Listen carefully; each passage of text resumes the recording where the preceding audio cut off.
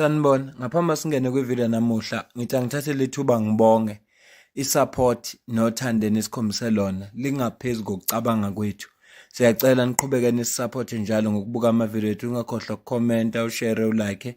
Siyafisa ukuzwa umbono wakho. Sicela ke singene kwividiyo namuhla.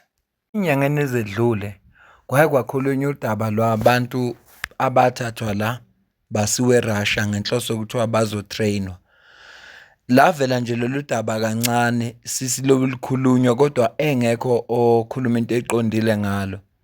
Kuthe kusuka lapho kwavela ukuthi indodakazi kaJacob Zuma ivula icala ivulela usisi wayo okuDuduzile Zuma ngoba ithi uyathinteka, futhi okunye lo sisi akhala ngakho ukuthi abanye balabantu abahambile abaseRussia bangamalungu omndeni. Ngiyakhumbula ngifunda amakhomenti ezethi omunye ukube lento ayiphendukanga ngendlela sebesho ngayo bekuyinto yabo yomndeni. Amathuba uma ngabe bekungamathuba bewazotholwa ilaba bomndeni ngoba kukhombisa ukuthi kunabantu abahlobana nabo ababaseRussia. NoDuduzile naye waphinde naye wavula icala ngenhloso yokuthi ethi yena ngazi waye ngobani, wamtshela information okungeyona kwagcina kuhamba abantu.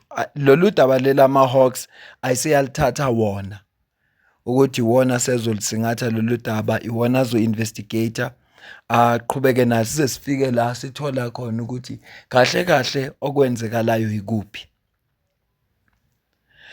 Kulamaviki aphelile kuye kwavela iletha la ekuthiwa ibhalwe uformer president uJacob Zuma ebhalela abaseRussia. Ngeshwa-ke ngirekhoda le video anginayo le letha futhi nginqenile nokuyifuna ngoba inhloso yami ayikho kule letha, kodwa emveni kokuba uformer president uThabo Mbeki ekhulume ngeweekend ekhuluma ngokuthi uma kubonakala i-MK party iperforme ngendlela eperforme ngayo kuma local government elections, akungoba abantu be-fed up ngenxa yokuthi i-ANC ayenzi kahle, kodwa ngoba uZuma uyi-agent ye-apartheid. He was an apartheid agent. Ngakho-ke labantu bathi bona ngo-94 i-ANC win ukhetho, iwina impi, bathi bona they will win the war because the ANC has won the battle. So ngaleso sizathu usho njalo ko-former president uzokhuluma ngezimpi lezi ezake zenzeka lapho kwakula khona omnyama elwa nomnyama kulezi zimpi zo-ANC IFP.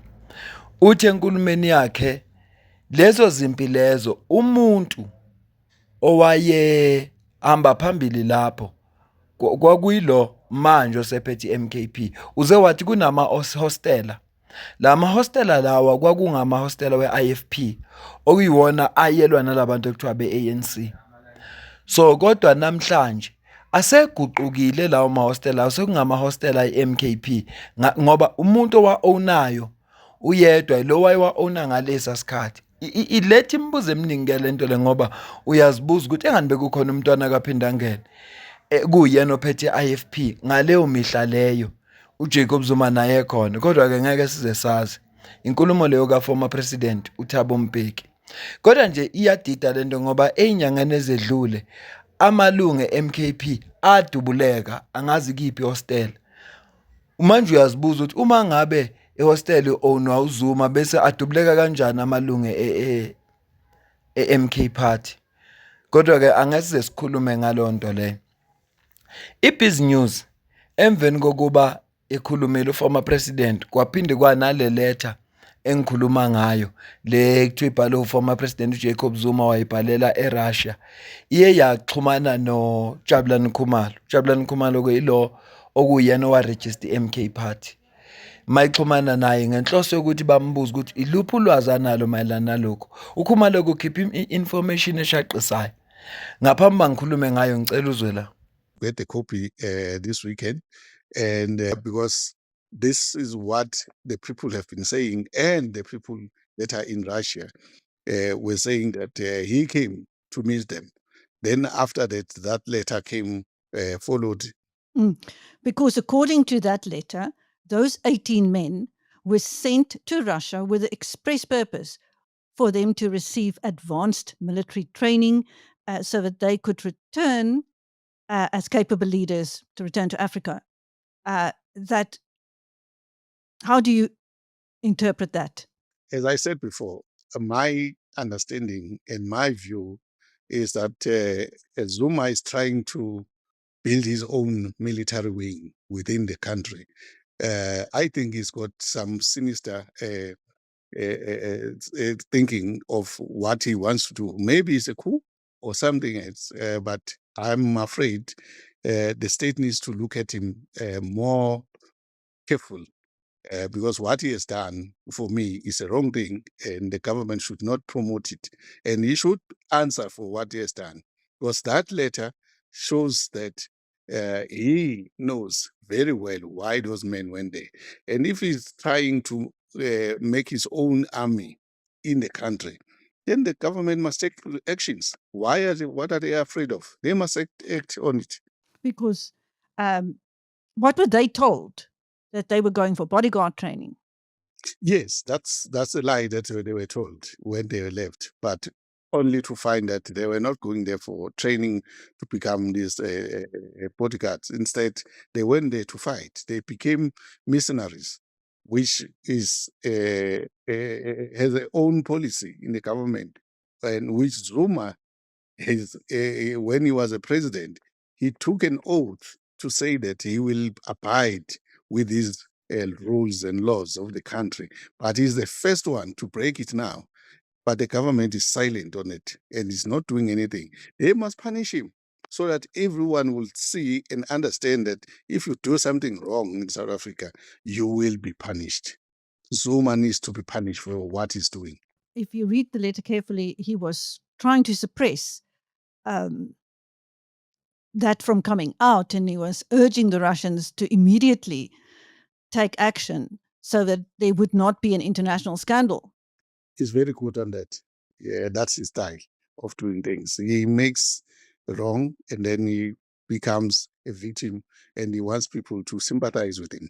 That's his style. Inkulumo lesho ubaba uJabulani Khumalo uthi uyifundile iletha and mayisebhekisisa kahle uZuma kahle kahle ukhande yakhe military wing. uZuma ngenze ukuthi uhlela indaba zekhuditha. Asazi ke ukuthi iqiniso kangakanani engakho ethi igovernment ifuneka imthathele inyathelo. Yingakho ngithi thina sazi ukuthi le nkulumo kaJabulani Khumalo iqiniso kangakanani ngoba vele umuntu mangabe ungazwene naye uzama ngayo yonke indlela mawunika ithuba lokuthi ukhulume noma yini embi ngayo.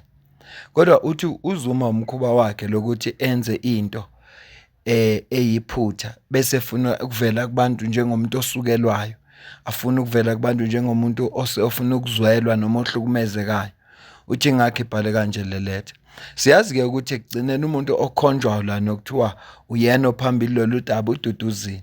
Kodwa uKhumalo ngokwakhe uthi hayi ududuzile yonke into ayenzayo uyenza ngoba ethatha ama-instructions kubaba wakhe. Ngaze ngathi ngelinye ngisho ukuthi ududuzile ingqondo yakhe akakwazi ukuzisebenzisela yena, akakwazi yena ukuzicabangela nje abe ney'nqumo zakhe ezithathwa nguye. Yiye ngakho esho kanje uKhumalo ngoba phela ukhulume ngomuntu omdala njengoduduzile uthi asikho isinqumo akwazi ukuzithathela sona, kodwa kodwa nje into eyenzekayo uthatha yonke into esho ubaba wakhe. Ayi angiqondi kahle mina ukuthi usho ukuthini. Kodwa ke umbono kaKhumalo futhi ke uKhumalo uyazana noZuma. Angazi ukuthi umlando wabo umi kanjani, kodwa ukhombisa ukuba umuntu omazi kahle nomqondayo uZuma. Yingakho mhlambe neBusiness News uma ngabe kukhona into ethinta iMK Party noma ethinta uZuma bexhumana naye. Angiyibambe le video. Ngiyacela ukuze ukuphawula kwakho la comment section. Ngizwena ukuthi ubona kanjani mayelana lento esho uKhumalo. Ngabe ngempela ngiyazi ukuthi udaba lolu amaphoyisa ama-Hawks asale investigate. Ngake ngatshela omunye ngelinye ilanga ecommentile kwenye ivideo angisazi asikhuluma ngani. Wathi okokuqala ududuzile wathatha abantu wabaseRussia ngathi kuye siza nge-information. Ama-Hawks njengoba investigator ayayidinga information. Uma unolwazi uma ungazi ukuthi ungaxhumana kanjani nama-Hawks uzokwazi ukufaka esakhe istatement ukhiphe ulwazi onalo, akangitshele ngizomsiza ngimxhumanise. So ngenzela ukuthi uma ngase kube khona ngoba lana sikhuluma into esingayazi esizwa kukhulunywa namaphoyisa ngapha athi aye-investigate, kodwa uma kuvela umuntu ekhuluma njengomuntu onesiqiniseko kufanele lowo muntu loyo asondele emaphoyiseni. Uma engazi uzoxhumana kanjani nama-Hawks angangazisa, zomxhumanisa nama-Hawks, akwazi ukubhala istatement sakhe, akwazi ukusho akwaziyo emaphoyiseni, amaphoyisa akwazi ukuthola ukuthi kwenzakalani. Izokwazi ukuthi sonke sazi iqiniso, abantwana babantu uma bengakabuyi babuye. Elokho nje kubalulekile. Nengithi angikuveze futhi ukuthi kuhle khona, kodwa akufanelanga usenze inzondo nala kungafanele khona. Kuthi noma udaba lubucayi lithinta iy'mpilo zabantu, wena usenze inzondo uthi hayi ngoba ngiyamzonda ubani ngizovele ngithi vele ukwenzile. Cha, lolu daba lithinta iy'mpilo zabantu. NoKhumalo njengoba umuzwa njengoba ekhuluma nje bamlande ku-Biz News ngoba angazi noma benza ngoba bayamazi ukuthi uxabene noZuma, so ayikho into enhle angayisho ngoZuma, angazi. Noma bamlanda ngoba vele umuntu omqondayo uZuma, angazi. Mina nawe kasidibane kwividiyo elandelayo.